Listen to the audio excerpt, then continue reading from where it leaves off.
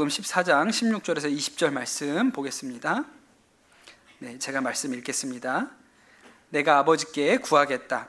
그리하면 아버지께서 다른 보혜사를 너희에게 보내셔서 영원히 너희와 함께 계시게 하실 것이다. 그는 진리의 영이시다. 세상은 그를 보지도 못하고 알지도 못하므로 그를 맞아들일 수가 없다. 그러나 너희는 그를 안다. 그것은 그가 너희와 함께 계시고 또 너희 안에 계실 것이기 때문이다. 나는 너희를 고아처럼 버려두지 아니하고 너희에게 다시 오겠다. 조금 있으면 세상이 나를 보지 못할 것이다. 그러나 너희는 나를 보게 될 것이다. 그것은 내가 살아있고 너희도 살아있을 것이기 때문이다. 그날에 너희는 내가 내 아버지 안에 있고 너희가 내 안에 있으며 또 내가 너희 안에 있음을 알게 될 것이다. 아멘. 하나님의 말씀입니다.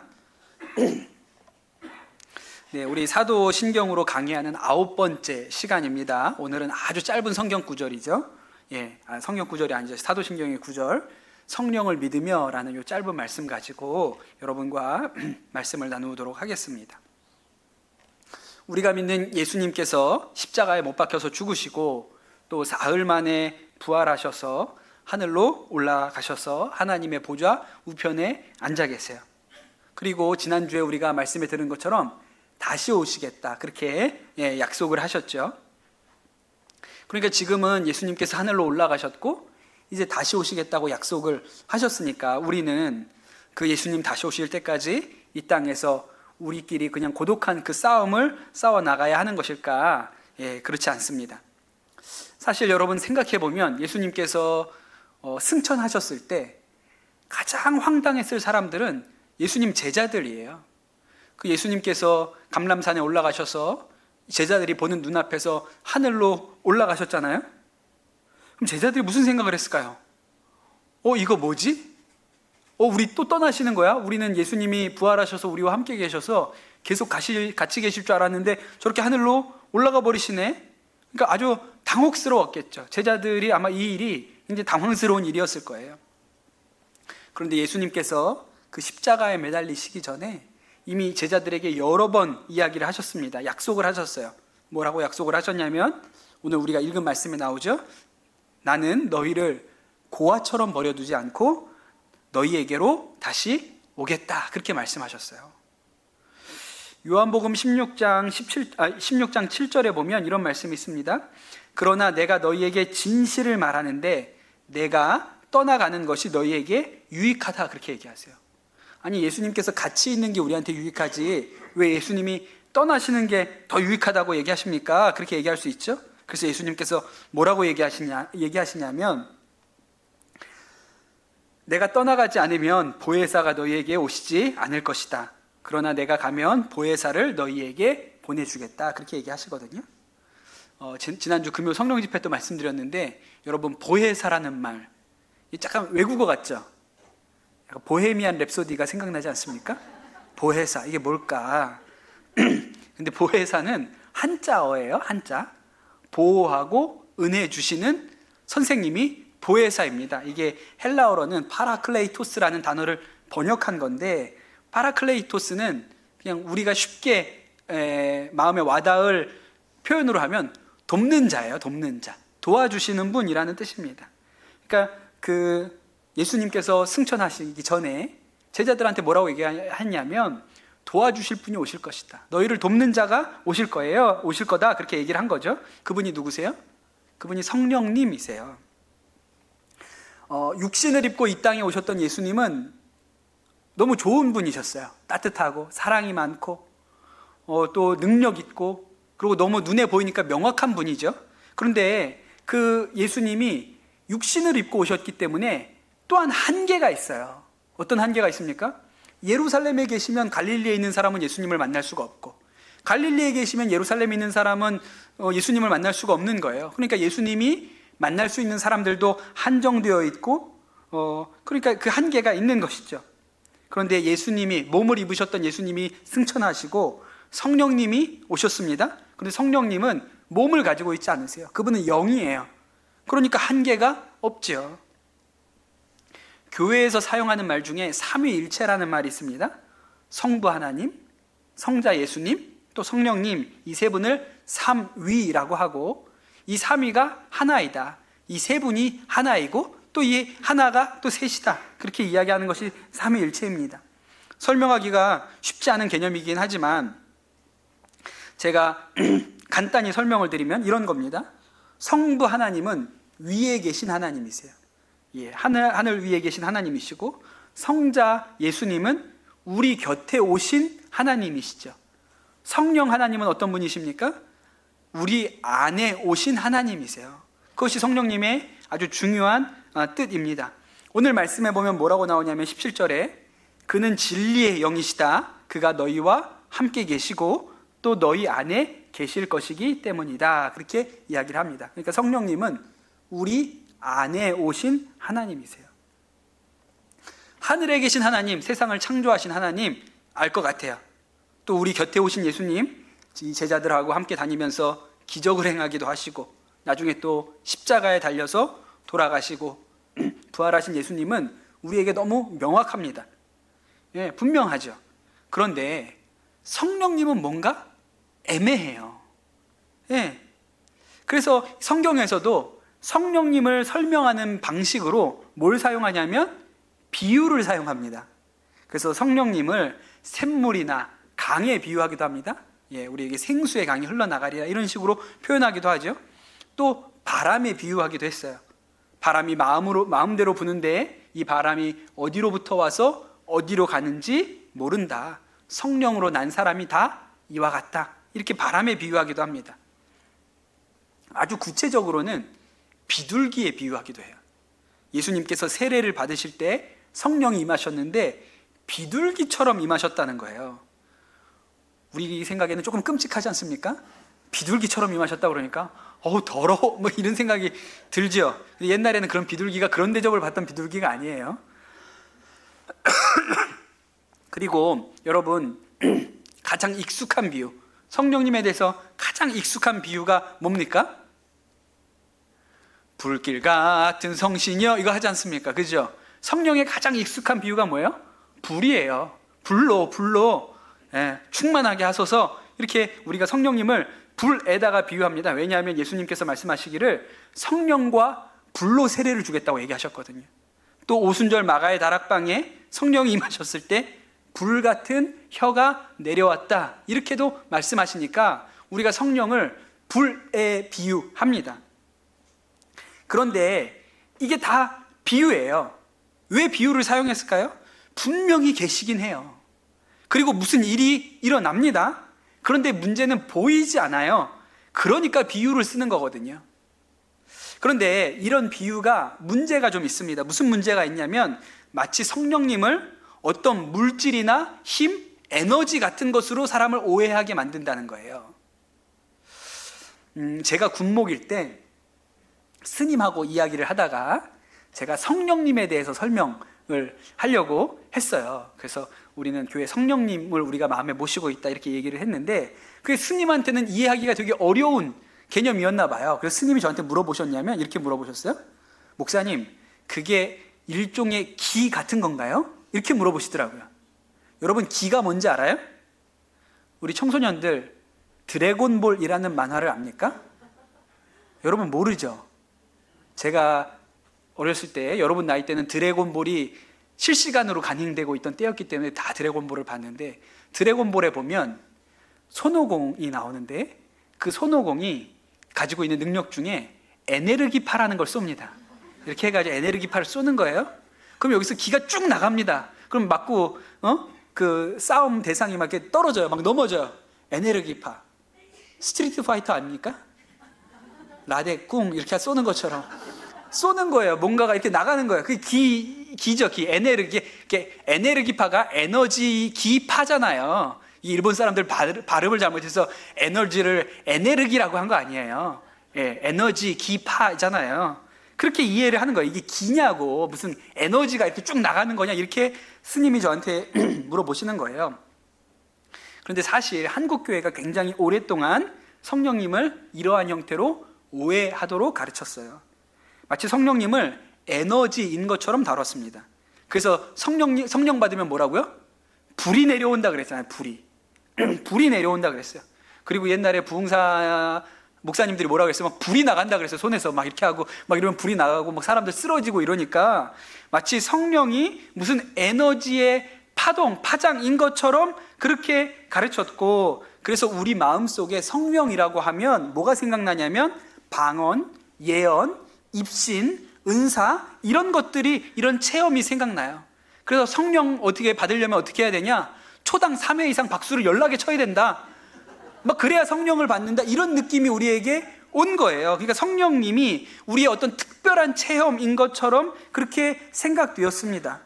그리고 이 성령 사역을 했다는 많은 목사님들이 자신이 기도하고 안수하면 병이 고쳐지고 또 막 사람들이 넘어지고 이상한 일이 일어나니까 마치 자신이 성령을 마음대로 부릴 수 있는 것처럼, 성령이 내가 이렇게 나가라 그럼 나가는 것처럼 할 수 있는 것처럼 아주 교만한 태도를 취하기도 했습니다. 그런 사람 중에 막 나간 사람들은 나중에 자신을 보혜사라 그랬어요.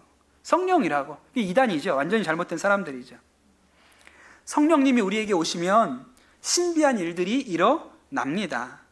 그런데 여러분, 이 모든 것은 성령님이 우리 안에 오셨을 때 일어나는 현상이지 그것 자체가 성령님은 아니에요. 잘 생각을 해보세요. 아버지가 집에 들어오실 때 통닭을 한 마리 사가지고 오세요. 이게 우리 아버지가 가지고 있는 기능입니다. 직장 끝나고 집에 퇴근해서 들어오실 때 통닭을 사가지고 오는 게 아버지의 기능 중에 하나예요. 때때로 아버지가 통닭을 사가지고 들어오면 아버지는 눈에 보이지 않고 통닭이 더 눈에 들어올 때가 있죠. 아빠 통닭 싸왔어, 통닭 싸왔어. 이렇게 통닭이 더 눈에 들어올 때가 있죠. 그렇다고 해서 내가 아빠보다 때때로 통닭이 더 좋다고 해서 통닭을 아버지라고 할 수는 없잖아요. 그 통닭을 사오는 거는 아버지의 기능 중에 하나일 뿐이지 그 기능을 가지고 아버지라고 할 수는 없잖아요. 통닭이 아버지가 아니잖아요. 마찬가지로 성령이 우리에게 임하셨을 때 우리에게 신기한 현상이 일어납니다. 예를 들어 방언이나 입신이나 이런 체험들이 일어나죠. 그러나 그것은 성령이 가지고 있는 현상이지 그것 자체가 성령님은 아니에요. 예수님의 제자들이 이제 예수님이 떠나가시고 나서 마음 가운데 두려움이 많았습니다. 그래서 예수님이 말씀하신 대로 그 다락방에 모여가지고 성령님이 오실 때까지 기다렸어요. 그리고 오순절 마가의 다락방에 성령의 강림이 있었습니다. 사람들이 방언이 터졌어요. 그리고 놀라운 일은 그때부터 제자들이 용기가 생겼다는 거예요. 길거리에 나가서 복음, 예수님을 전하기 시작합니다. 예수님이 우리의 구원자이십니다. 이렇게 전하기 시작해요. 그리고 사람들 앞에 전도하면 하루에 3,000명씩 예수님을 믿고 회심하고 이런 일들이 생겼어요. 그러니까 대제사장들 또 서기관들 이런 높은 사람들이 큰일 났다 이런 생각이 들잖아요. 그래서 이 제자들을 잡아갑니다. 근데 이 잡혀왔는데 이 제자들이 베드로가 너무 말을 잘하는 거예요. 두려움 없이 너무 말을 잘해요. 그 사람들이 뭐라 그래요? 야, 쟤 베드로 맞냐? 저 갈릴리 어부가 어떻게 저렇게 말을 잘하지? 언제 저렇게 똑똑해졌지? 언제 저렇게 유식해졌지? 이런 생각이 드는 거예요. 게다가 안절뱅이를 일으켜 세우기도 하고 또 귀신을 내어 쫓기도 하고, 그러니까 사람들이 베드로가 지나가면, 사도들이 지나가면 그림자만 덮여도, 그 그림자만 스치고 지나가도 병이 나을 거다, 그런 생각들을 하게 된 것이죠. 이게 능력입니다. 이게 능력이에요. 베드로만 그랬던 것이 아니라 다른 사도들에게도 이런 능력이 일어났어요. 예수님 제자였던 빌립이 사마리아로 전도를 하러 갔습니다. 근데 그 사마리아에 마술사 시몬이라는 사람이 있었어요. 그런데 이 마술사 시몬이 빌립을 따라다녔거든요. 저 사람이 뭐 놀라운 능력이 있는 것 같아. 자기도 마술 좀 할 줄 압니다. 이렇게 사람 반으로 끊어가지고 이렇게 나눠지게 하고 뭐 사라지게 하고 이런 거 할 줄 알거든요. 막 이렇게 비둘기 꺼내고 이런 거 할 줄 알아요, 시몬이. 그런데 이 빌립이 하는 일을 보니까, 빌립이 막 병든 자가 일어나고 이런 걸 보니까 내가 하는 마술 차원이 아닌 거예요. 그래서 졸졸 쫓아다녔죠. 세례도 받았습니다. 나중에 이 사마리아의 성도들이 많아지니까 빌립이 요청해서 베드로와 요한이 와가지고 이 사마리아 사람들에게 기도해줘요. 그리고 성령의 세례가 그 사람들한테 임합니다. 옆에서 마술사 시몬이 이걸 보고 있는데 너무 신기한 거예요.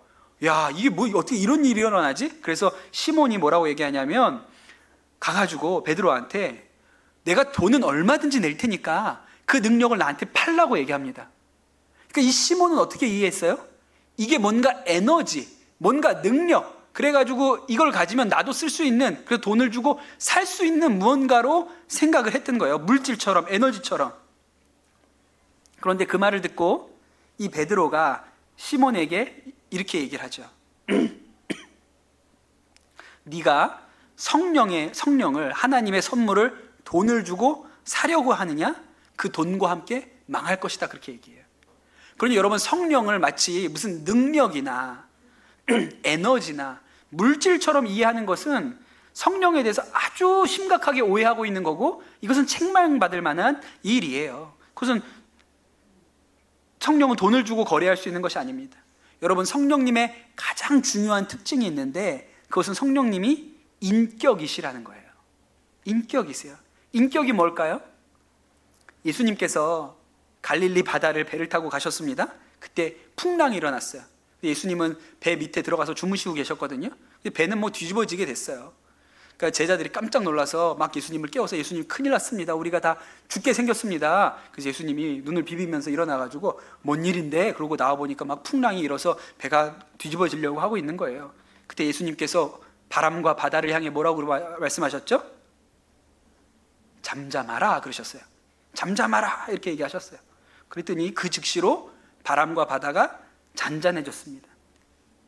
제자들이 그 모습을 보고 뭐라고 얘기하냐면, 야, 저분이 누군데 바람과 바다도 순종하는가, 그렇게 이야기를 했어요. 여러분, 예수님이 말씀하시면 바람과 바다가 순종합니다. 잠잠해져요. 모세가 지팡이를 들고 바다를 향해 내어 뻗으면 바다가 갈라지잖아요. 그러면 여러분, 예수님이 바람과 바다도 순종하는데, 예수님이 베드로 겁장이고 나중에 배신자잖아요. 베드로야, 너는 용기 있는 사람이 되어라 이렇게 명령하시면 갑자기 베드로가 이렇게 여기 알통이 생겨나고 몸에 근육이 딱 나면서 얼굴도 약간 마동석 비슷하게 바뀌면서 용기 백배한 사람처럼 이렇게 변하는 일이 생깁니까? 안 생깁니까? 안 생기죠. 가룟 유다가 그 마음속에 죄를 품고 있었잖아요. 예수님께서 가룟 유다야, 너는 회개해라. 그러면 가룟 유다가 갑자기 눈물 펑펑 흘리면서, 예수님 사실은요, 제가 예수님 팔려고 했는데요. 이런 일이 생겨요? 안 생겨요? 그런 일이 안 생깁니다.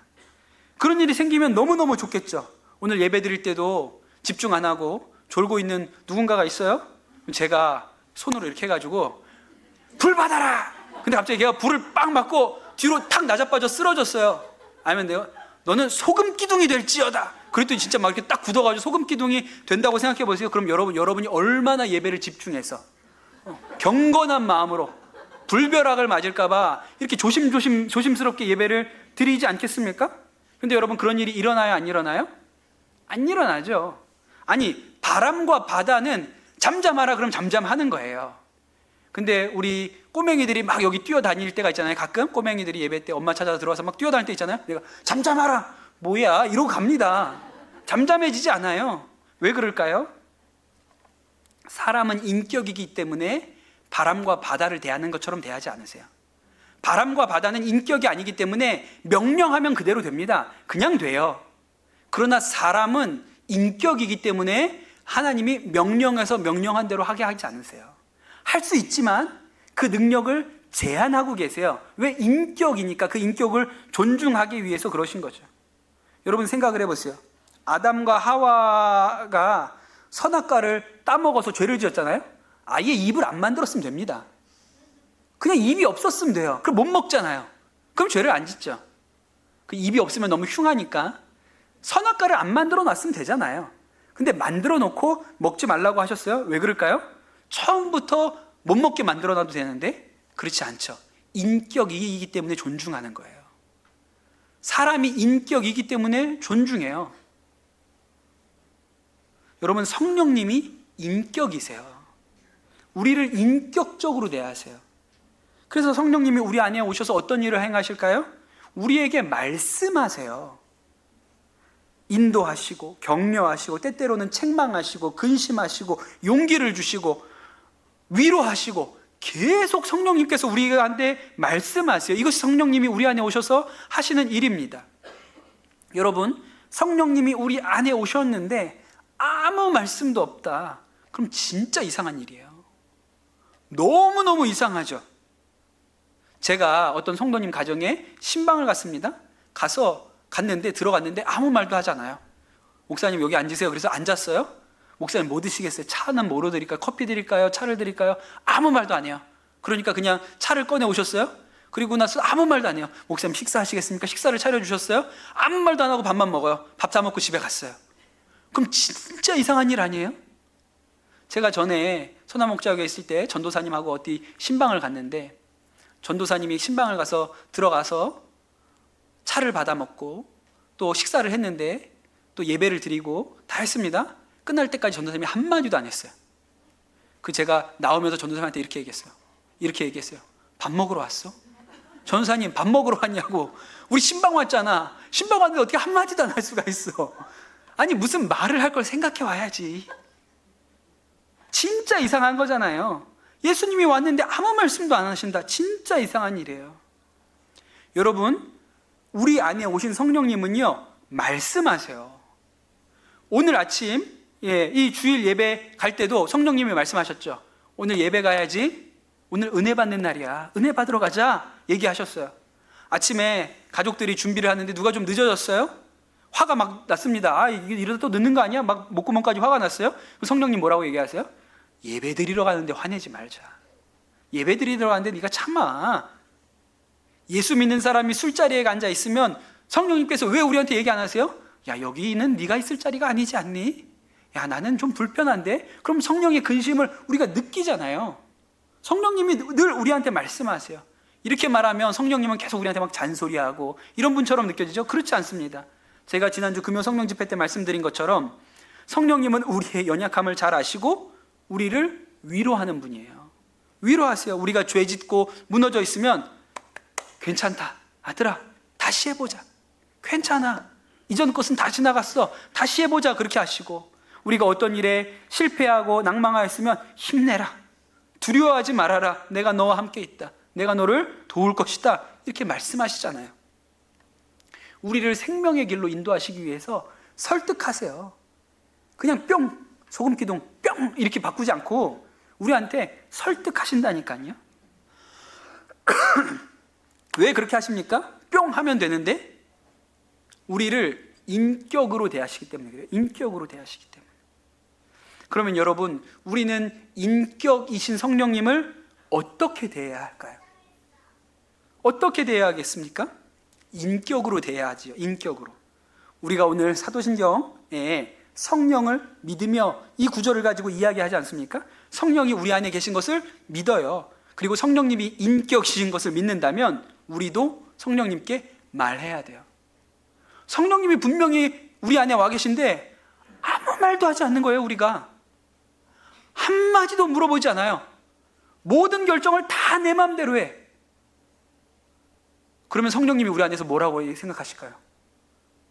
얘가 나를 무시하네. 우리 청소년들 표현되면 개무시하네. 이렇게 생각하겠죠. 그런 거예요. 여러분, 우리가 정말로 성령님을 인격이라는 것을 믿는다면 우리도 성령님께 말해야 됩니다. 물어봐야 돼요. 천정은 자매님이라는 분이 계세요. 우리나라에서 항암 치료를 제일 많이 한 분, 살아있는 게 기적이라고 알려져 있는 그런 집사님이신데, 이 집사님은 암에 걸리고 나서 예수님을 믿었습니다. 그 전까지는 예수님 몰랐어요. 그런데 예수님 믿은 게 너무 충격적이고 기쁘고 감격했어요. 그래서 그가 처음 예수 믿었을 때의 경험을 이렇게 씁니다. 내 마음은 예수님으로 가득 찼다. 기쁨이 넘치고 천국에 갈 생각에 마냥 들뜬 나날이 이어졌다. 종일 주님께 딱 붙어 있었다. 예수님을 주인으로 모시자 사소한 행동을 하거나 누군가를 만날 때도 꼭 여쭈었다. 이거 할까요? 저거 할까요? 이 사람을 만나게 하시는 이유는 뭘까요? 예수님이 숨 고르실 틈 없을 정도로 귀찮게 해드렸다. 한창 예수님과 동행하는 삶을 누리던 나는 크리스천이라면 모두 그렇게 사는 줄 알았다. 그런데 주위에서 믿은 지 얼마 되지도 않았는데 어떻게 벌써 그렇게 예수님과 동행할 수 있어? 라고 물었다. 오히려 그 말이 의아했다 그랬어요.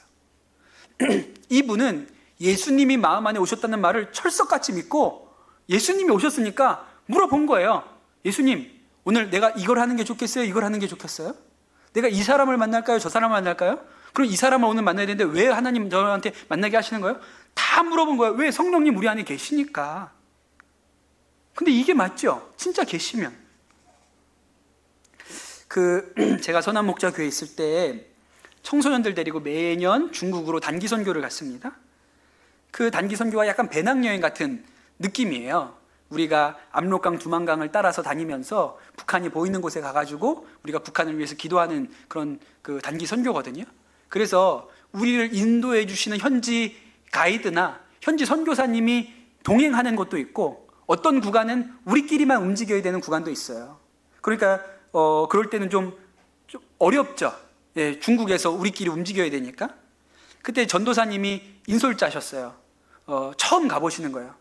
근데 이분은 중국어도 잘 못하고 또 중국도 처음이고 뭐 또 다른 해외여행 경험이 많은 것도 아니에요. 그러니까 이 아이들을, 청소년들을 이끌고 이거를 인솔을 해서 가야 되는데 얼마나 두렵고 걱정이 되겠습니까?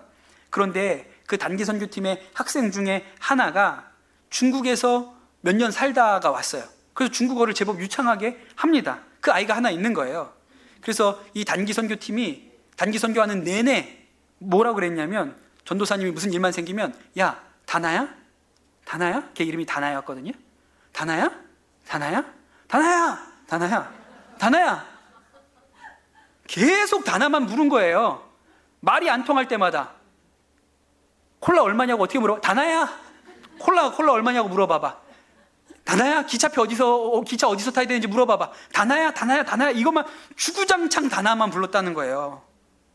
그런데 나중에 생각해 보니까 주님을 이렇게 불렀으면 내 안에 예수님이 계신데, 예수님이 하나님의 영, 천지의 주관자 되신 하나님의 영이신 예수님이 내 안에 계신데 예수님 물었으면 벌써 성자가 돼 있겠다, 이런 생각이 드셨다고 그렇게 얘기를 하세요.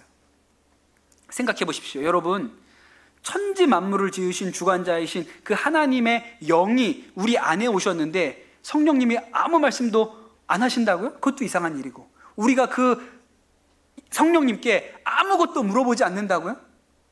그것도 진짜 이상한 일인 것이죠. 실제로는 우리가 성령님께 묻지 않는 것, 우리 안에 성령님이 오셨음에도 불구하고 묻지 않고 대화하지 않으려고 하는 것은요, 안 믿는 거나 다름없죠. 실제로는 성령님을 믿지 않는 거예요. 제가 어제 저녁에 이 설교 준비를 하면서 이 마지막에 성령님이 우리에게 말씀하시고 사소한 일에도 우리에게를 지도하시는 어떤 그런 예를 여러분에게 설명을 좀 드리면 좋겠다고 싶었는데 잘 생각이 나질 않았어요.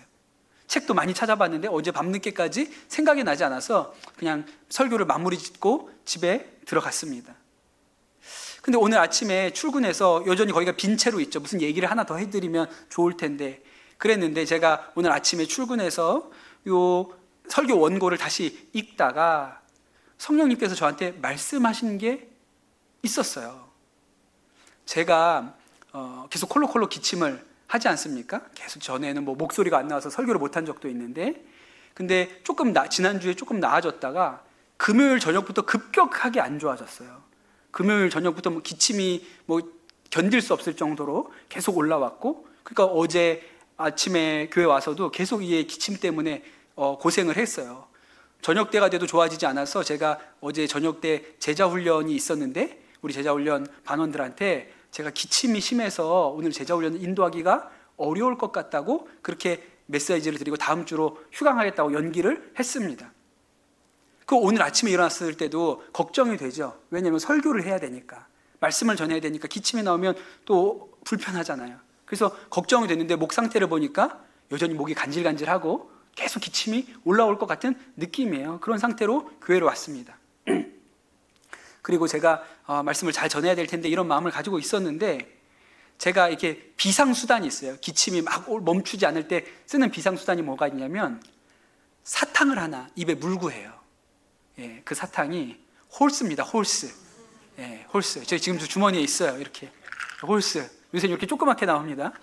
요 홀스를 하나 입에 물고 하면 기침이 멈춰요. 그 순간에 기침을 안 할 수 있거든요. 그래서 늘 설교하기 전에 홀스 하나를 물고 해요. 기침이 계속 나오니까. 금요일도 그렇게 했고 새벽마다도 그렇게 했습니다. 근데 아까 아침에 나와서 성경 말씀, 이 설교문을 읽는데 마음에 그 홀스 안 먹고 올라갈 수 있겠니? 이런 마음이 번쩍 드는 거예요. 이건 제 생각이 아니잖아요. 저는 기침을 하면 안 되니까 그냥 홀스를 당연히 먹고 올라가는 게 좋다고 생각하는 게 제 생각이죠.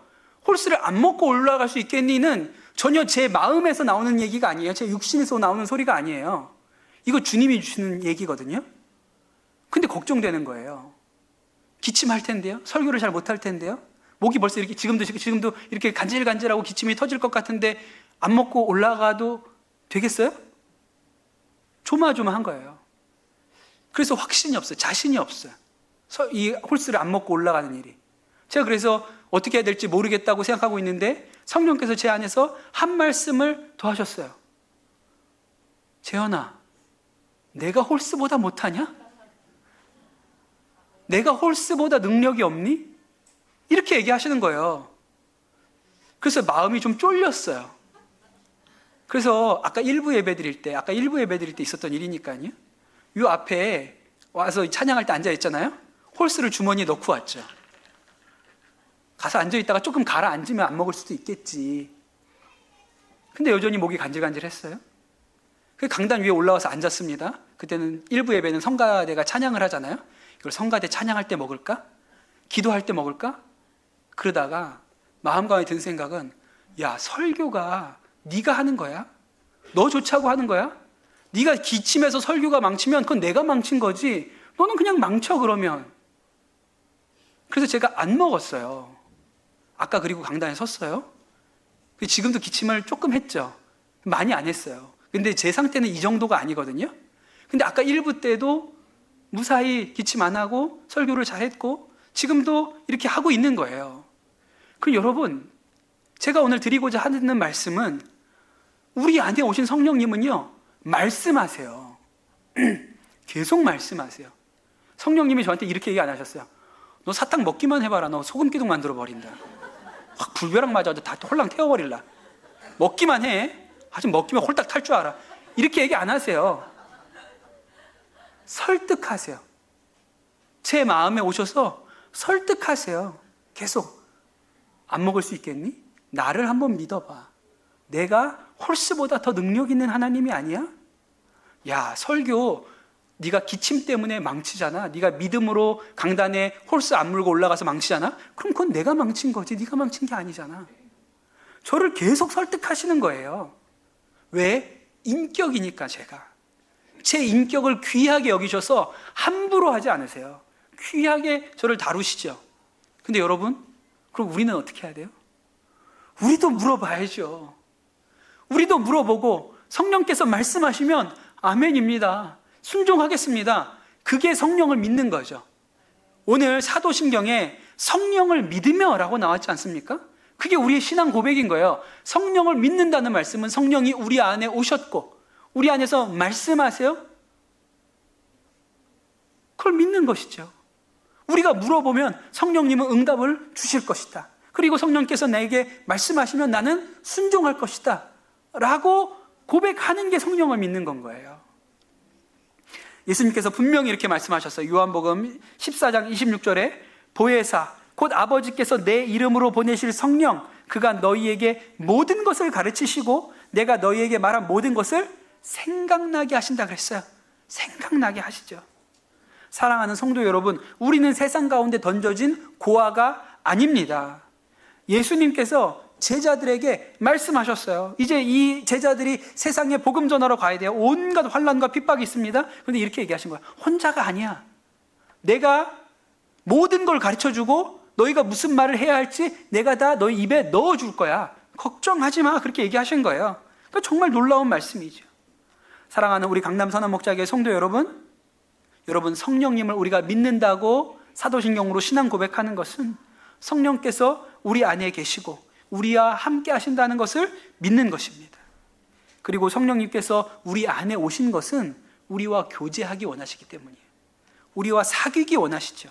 대화하시려고, 우리를 위로하시고 가르치시고 인도하시고 격려하시고 세우시고 말씀하시려고 우리 안에 오와 계신 거예요. 우리가 응답하기를 원하시고 우리가 순종하기를 원하세요. 바라기는 여러분, 이 성령님을 믿으시기를 축복합니다.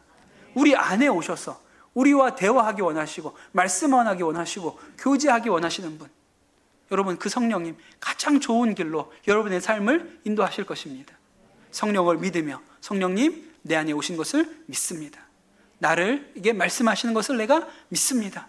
여러분 그 성령님의 음성을 들으시고 순종하시기를 예수님의 이름으로 축복합니다. 주신 말씀 붙들고 기도하겠습니다. 우리 안에 오신 성령님을 찬양합니다. 우리를 고아와 같이 버려두지 아니하시고 성령께서 우리 안에 오셔서 지금도 함께 하시니 주님의 이름을 찬양합니다. 성령께서, 너무나도 좋으신 성령님께서 우리를 인격으로 대하셔서 우리에게 말씀하시고 우리를 훈계하시고 설득하시고 위로하시고 격려하시고 힘을 주시니 또한 하나님께 감사를 드립니다. 우리가 이 성령님을 마음으로 믿게 하여 주시옵소서. 의지하게 하여 주시옵소서. 우리도 성령님을 그냥 내버려 두지 아니하고 묻고 듣고 또 순종하여 성령께서 우리 가운데 행하시는 일들을 경험하는 통로가 되게 하여 주시옵소서. 우리 안에 오신 주님, 주님과 우리가 깊은 교제 가운데 있기를 원합니다. 대면하지 아니하고 주님과 깊은 만남이, 은혜의 교제가 있게 하여 주옵소서. 감사합니다. 모든 말씀 우리 주 예수 그리스도의 이름으로 기도드립니다. 아멘.